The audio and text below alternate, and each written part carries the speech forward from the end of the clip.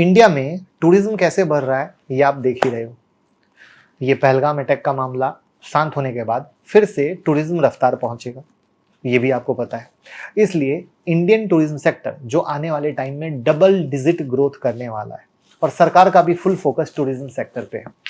तो इसमें aviation sector एक बिग प्लेयर है जिसको बिग फायदा मिलेगा, लेकिन ये सेक्टर काफ़ी चैलेंजिंग है क्योंकि इंडिया जैसी कंट्री में जहां लोग सस्ती चीज़ों की डिमांड करते हैं उसमें भी क्वालिटी एविएशन सेक्टर एक स्ट्रगलिंग माना जाता है, जहां कंपनी प्रॉफिट के बारे में सोच भी नहीं पाती। लेकिन एक कंपनी है जो इस चैलेंजिंग इंडस्ट्री में भी कैश काउ बनी हुई है, जहां पीएस लॉस में है वहां ये कंपनी 8,000 करोड़ का प्रॉफिट लेकर बैठी है। आखिर सोचने वाली बात है कि कैसे 8,000 करोड़ का प्रॉफिट, कोई जोक तो नहीं है। और ऐसी कंपनी जहां मतलब ये ऐसी है जो इन्वेस्टर का वेल्थ कई गुना करती है। तो अगर आपको इस कंपनी में इन्वेस्ट करना है तो पहले बिजनेस मॉडल को समझना होगा। इसके बिजनेस को समझिएंगे तभी हम कुछ कर पाएंगे, क्योंकि आज 8,000 करोड़ का प्रॉफिट है, कल क्या होगा, क्या सस्टेन कर पाएगी कंपनी अपने प्रॉफिट को, राइट? तो मैं किसकी बात कर रहा हूं कमेंट में जरूर बताइएगा, क्योंकि ये जो वीडियो सुनिएगा ना आपके होश उड़ जाएंगे, मेरा प्रॉमिस है। और अगर आप बिजनेसमैन भी हो तो आपके सोचने का नजरिया बदल जाएगा, इन्वेस्टर हो तो भी सोचने का नजरिया बदल जाएगा, क्योंकि पीयर लॉस में और ये प्रॉफिट में। नाम कमेंट में बोल दीजिएगा। अपनी लर्निंग को एक अनदर लेवल पे ले जाने के लिए आप हमारी यूट्यूब मेंबरशिप भी ज्वाइन कर सकते हैं, जिसकी वीडियो आपके स्क्रीन पर दिख रही है कि किस तरीके से यूट्यूब मेंबरशिप वालों को सिखाते रहते हैं मार्केट में अप एंड डाउन को कैसे हैंडल करना है, सब बताते रहते हैं। तो अगर आप ज्वाइन करेंगे हर हफ्ते एक वीडियो मिलेगी जहां पर आप बिना डरे बिंदास खुद का बॉस बन के सही डिसीजन ले पाएंगे। तो पिछले हफ्ते मैं एयरपोर्ट पर था, इनकी एक फ्लाइट डिले हो गई थी, 30 मिनट गेट पर खड़े खड़े। तो एक अंकल ने बोला ये एयरलाइन कैसी चल रही है भाई, इतनी महंगाई में तो प्लेन उड़ाना भी कॉस्टली है। मैं थोड़ा मुस्कुराया, शायद उन्हें पता नहीं था कि जिस एयरलाइन की फ्लाइट उनका मूड खराब कर रही है वही एयरलाइन पूरे इंडिया के एविएशन मार्केट को डोमिनेट कर रही है, राइट? नाम ने तो आपने कमेंट में लिख ही दिया होगा, मैं बता दूंगा।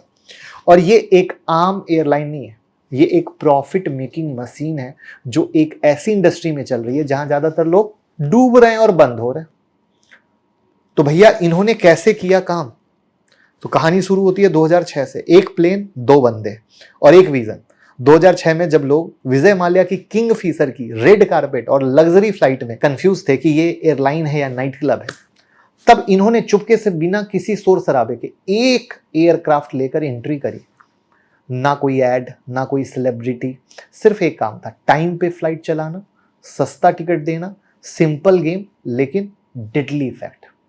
और दो बंदे खड़े थे, राहुल भाटिया, राकेश गंगवार, एक बिजनेस बैकग्राउंड से तो दूसरे एविएशन बैकग्राउंड से। उन्होंने एक काम किया, इमोशन हटा दिया और एयरलाइंस को एक कोल्ड कैलकुलेटेड बिजनेस बना दिया। जहां दूसरे लोग लॉयल्टी और लग्जरी बेच रहे थे, ये बेच रहे थे भरोसा। ठीक है, ध्यान से। मैं ऐसा क्यों बोल रहा हूं, इसके पीछे की वजह है एयरलाइन सेक्टर का बिजनेस मॉडल। मतलब एयरलाइन बिजनेस मतलब बर्बादी का शॉर्टकट। देखिए, एयरलाइन बिजनेस एकदम कॉस्ट इंटेंसिव बिजनेस है। इसमें सबसे बड़ा कॉस्ट फ्यूल का होता है और इसमें सबसे बड़ी दिक्कत यह है कि फ्यूल प्राइस आप कंट्रोल नहीं कर सकते, क्योंकि क्रूड ऑयल डिपेंड करता है यूएसडी पर और डॉलर ऊपर नीचे चलता है, तो खर्चे बढ़ जाते हैं। यहां भी ठीक है कि चलो फ्यूल प्राइस बढ़ गया तो इसको पैसेंजर पर पास ऑन कर देंगे, लेकिन ऐसा नहीं होता है। टिकट का प्राइस आप डिसाइड करो या ना करो, कस्टमर को सिर्फ सबसे सस्ता चाहिए। इंडिया में अगर 1,000 रुपये सस्ता टिकट मिल रहा है और फ्लाइट की टाइम रात में 2 बजे है तो लोग नींद खराब कर लेंगे, लेकिन 1,000 रुपये सस्ती टिकट खरीदेंगे। इसलिए एयरलाइन बिजनेस में दोनों तरफ से प्रॉब्लम है। फ्यूल कॉस्ट आप कंट्रोल नहीं कर सकते और टिकट प्राइस आप महंगा कर नहीं सकते।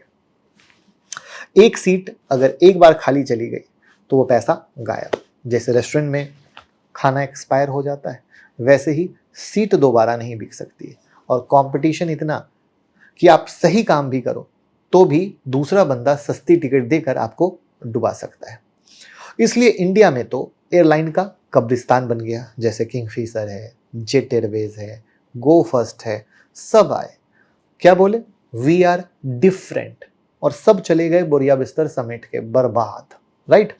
लेकिन इन्होंने कुछ अलग किया। अब ध्यान से स्ट्रेटजी को समझिएगा। इन्होंने सिंपल स्ट्रेटजी अपनाई, काम करो स्मार्ट, फ्लैसी होने की जरूरत नहीं है। और इन्होंने एक सीधा सा काम किया, ओनली वन एयरक्राफ्ट ट्राइब, सिर्फ एयरबस A320। इसका मतलब क्या है? अदर कंपनी क्या करती है कि डिफरेंट प्लेन बाय करती है और हर एक प्लेन टाइप के लिए एक पायलट होता है, लेकिन एक टाइप का प्लेन उड़ाने वाला पायलट दूसरी प्लेन उड़ा नहीं सकता है। इसलिए इन्होंने सिर्फ एक टाइप का प्लेन लिया अपने बिजनेस में, यानी एक पायलट कोई भी प्लेन इनका उड़ाएगा, एक मैकेनिक सब प्लेन ठीक कर सकता है, एक ट्रेनिंग मैनुअल सारे क्रू के लिए काफी है, maintenance easy, parts easy, training cost कम।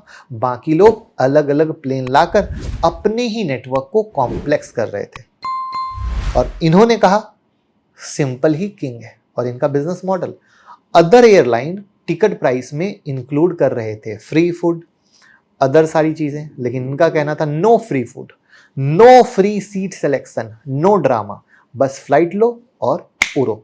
अगर खाना चाहिए तो उसके लिए अलग से पे करना होगा। तो इन्होंने बेसिकली ये मैसेज दिया, अगर तुम कन्वीनियंस चाहते हो तो और पैसा दो उसका अलग से, अगर सस्ती फ्लाइट चाहिए तो हमसे बेहतर कोई नहीं। और ऐसा करके इन्होंने अपने कॉस्ट को कट कर लिया ताकि टिकट प्राइस कम कर सके। लेकिन ये और ज्यादा कॉस्ट कम करना चाहते थे, इसके लिए इन्होंने मेल स्टाफ की जगह फीमेल स्टाफ को हायर किया। अब इसका लॉजिक क्या है? तो इन्होंने कॉस्ट कटिंग को एक साइंस बना दिया। फ्लाइट के अंदर ओवन नहीं होते, क्यों? क्योंकि उनसे वेट बढ़ता है और वेट का मतलब फ्यूल कॉस्ट बढ़ना, मैगजीन भी कम होती है, लगेज का लिमिट टाइट है। और हाँ, एक surprising angle, mostly female crew क्यों है? क्योंकि एवरेज वेट कम होता है, हर फ्लाइट पे 80 से 100 केजी का वेट बचा, तो फीमेल क्रू का वेट कम है तो वेट बच रहा है, फ्यूल सेव हो रहा है। हर दिन की 2000 फ्लाइट उड़ रही है तो सोचो करोड़ों में बचत है। अब देखो तो बिजनेस पॉइंट ऑफ व्यू से ब्रूटल लॉजिक लगा होगा। और सुनिए, ये जो प्लेन खरीदते हैं बल्क में डिस्काउंट में, फिर वो प्लेन किसी लीजिंग कंपनी को बेच देते हैं थोड़े और महंगे, फिर उससे लीज पर वापस लेते हैं। तो ये हुआ सेल और लीज बैक मॉडल। फायदा कैसा आ गया हाथ में? मतलब दिमाग देखो कहां से कहां चल रहा है, ओवन, लड़कियां, राइट, हर चीज। ओनरशिप का रिस्क चला गया इधर, फ्लाइट मेंटेनेंस कम, अकाउंटिंग बैलेंस भी क्लीन हो गया जब प्लेन को इस तरीके से किया। यानी इंडिगो के पास एसेट कम है लेकिन कंट्रोल पूरा। जी हाँ, हम इंडिगो की ही बात कर रहे हैं और उम्मीद करते हैं कमेंट में आपने इंडिगो जरूर लिखा होगा। एक तरीके से उन्होंने ओनलेस कंट्रोल मोर वाली फिलॉसफी अपना ली। अब आप सोच रहे होंगे कि ये स्ट्रेटजी तो कोई भी कर सकता है, यानी नया प्लेयर भी आके कर सकता है।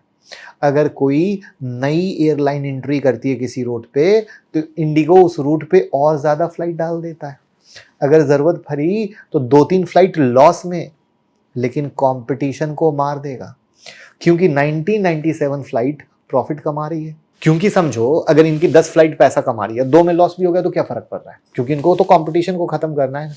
नई एयरलाइन फंडिंग नहीं ला पा रही है तो स्केल नहीं कर पाएगी, तो अंत में क्या होगा? बंद कर देगा। यानी कोई बच्चा पैदा हो रहा है उससे पहले उसको मार डालो, खत्म, राइट। मतलब इंडिगो ने इंडिया में बैरियर के एंट्री लेवल को ही बदल दिया। लेकिन क्या पिक्चर अभी भी परफेक्ट है? अब एक ट्विस्ट आता है। इंडिगो जिसका डीएनए सिंप्लिसिटी और कॉस्ट इफिशिएंसी था, अब वो भी इवॉल्व हो रहा है। ATR एयरक्राफ्ट आ गए रीजनल फ्लाइट के लिए, प्रीमियम सीटिंग लॉन्च हो गई, लॉयल्टी प्रोग्राम आ गए, क्रेडिट कार्ड पार्टनरशिप आ गई। सब वो चीज़ जिसके खिलाफ पहले इंडिगो था और अब वो कर रहा है। तो अब सवाल आता है कि क्या ये इवोल्यूशन है या कंफ्यूजन? क्या इंडिगो अपने फोकस से भटक रहा है? क्या वो एयरलाइंस जो नो फ्रिल के लिए फेमस थी अब टू मेनी फ्रिल में घुस रही है? देखें, इंडिगो ने जो किया वो इंडिया के एविएशन हिस्ट्री में अनमैच्ड है।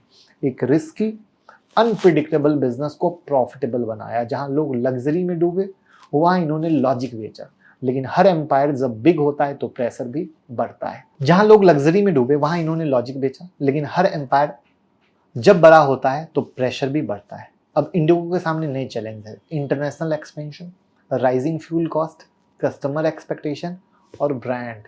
सवाल ये नहीं कि इंडिगो सर्वाइवल करेगा या नहीं, सवाल ये है कि क्या इंडिगो अगले 10 साल तक वही किलर इंस्टिंक्ट रह पाएगा?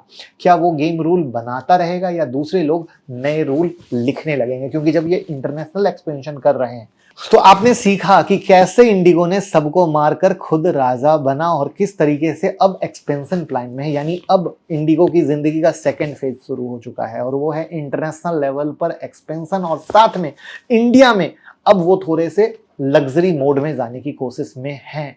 तो ये अगर कदम इन्होंने कुछ बेहतरीन क्रैक कर लिया तो डेफिनेटली वापस से जो जर्नी इंडिगो ने जी है उससे अनदर लेवल की होगी। लेकिन अगर वहां पर आकर फिर पिट गए तो बैक टू पवेलियन वाली कहानी हो जाएगी। बट कैसी लगी ये इंटरेस्टिंग स्टोरी, और इस तरीके से भैया कोई बिग इन्वेस्टर इन्वेस्ट करने के बारे में सोचता है, यानी जैसे समझो आज यहाँ खड़ा है, आपको समझो इंडिगो के विजन पे विश्वास है कि हाँ भैया ये इस तरीके से है और इंटरनेशनल एक्सपेंशन हो गया तो इसके रेवेन्यू और बढ़ जाएंगे, तब वहां पर उन सोच के साथ इन्वेस्टमेंट की कहानी बनती है। वीडियो को भैया शेयर कर दीजिएगा जिससे लोग सीखें और कमाएं।